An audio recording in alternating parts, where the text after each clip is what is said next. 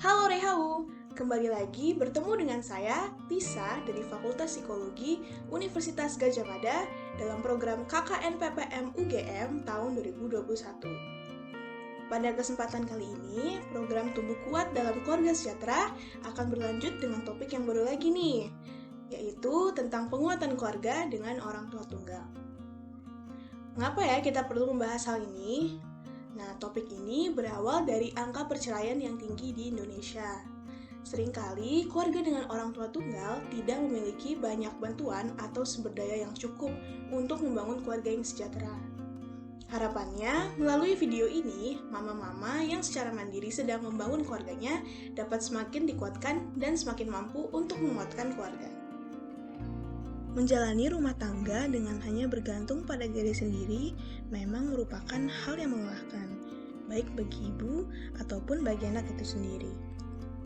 Jika kita lihat, bagi ibu, peran ganda untuk menjadi pengasuh utama sekaligus pencari nafkah untuk anak akan memberikan tekanan yang besar. Hal ini juga dapat mengurangi waktu yang dimiliki untuk mengasuh anak. Di luar itu pun, masih banyak stigma atau pandangan negatif terhadap keluarga dengan orang tua tunggal. Akibatnya, orang tua di sini bisa merasa gagal untuk membangun keluarga yang sukses ataupun hidup sesuai dengan ekspektasi masyarakat. Semua hal-hal ini dapat memicu munculnya tingkat kecemasan dan depresi yang tinggi, perilaku pengasuhan yang keras, dan pada jangka panjang dapat berujung pada anak yang secara emosional sulit untuk beradaptasi dalam keadaan susah. Pada sisi lain, anak-anak secara umum dapat merasa kurang percaya diri, cemas, dan depresi karena tidak memiliki keluarga yang utuh.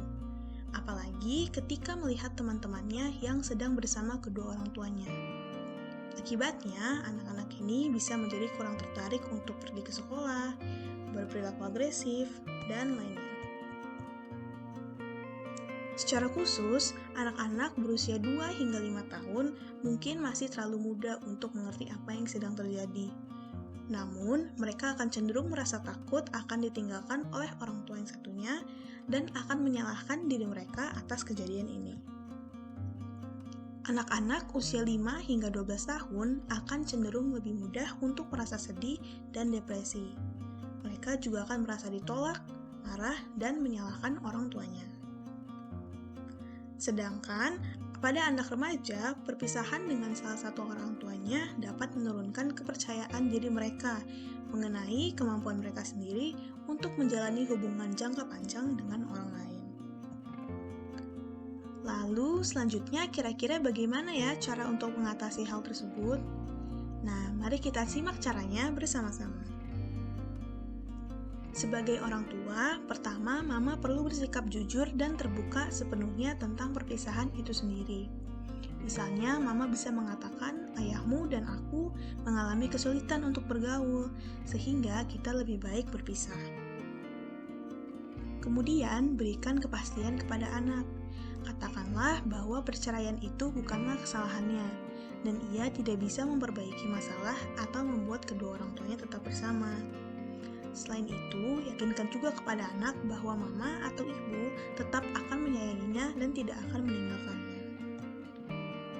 Selanjutnya, saat menghibur anak, cobalah untuk tidak menyalahkan pasangan yang lama atau menunjukkan kemarahan mama.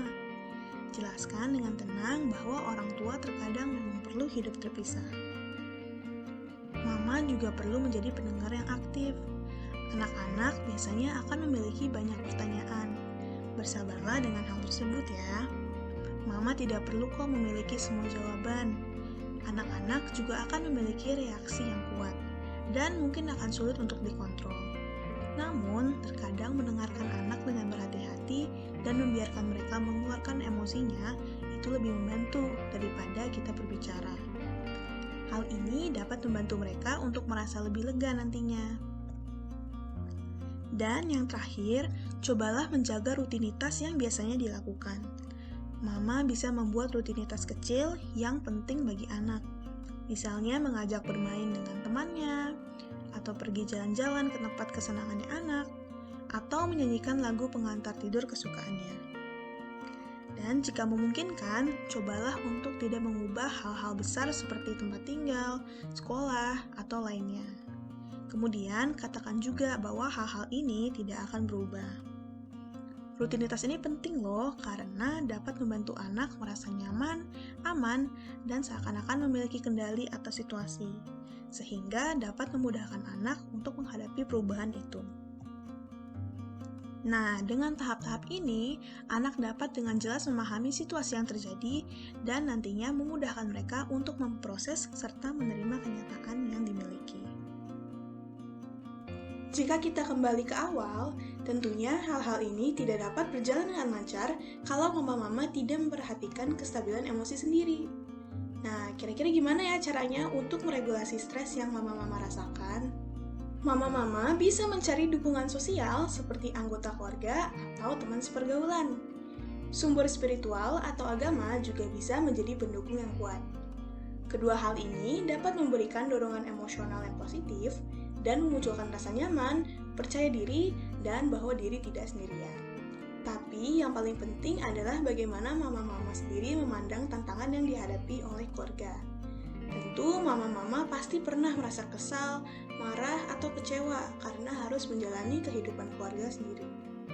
Namun penting bagi mama-mama untuk bersikap positif agar dapat membentuk pola pengasuhan yang lebih positif dan membuat anak di rumah juga merasa positif. Mengubah pola pikir memanglah tidak mudah, tapi mama-mama dapat memulai dengan melakukan refleksi diri. Berikut adalah penjelasannya.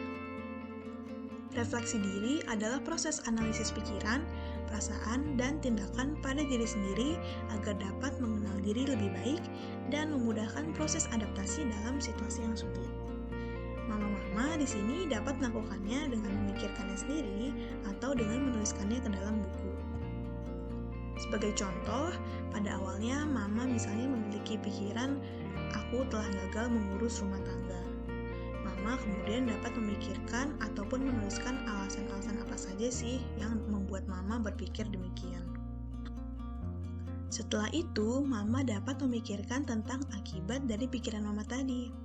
Misalnya, aku telah mengecewakan anakku, atau karena aku gagal mengurus rumah tangga, aku merasa tidak enak kepada anakku, atau yang lainnya.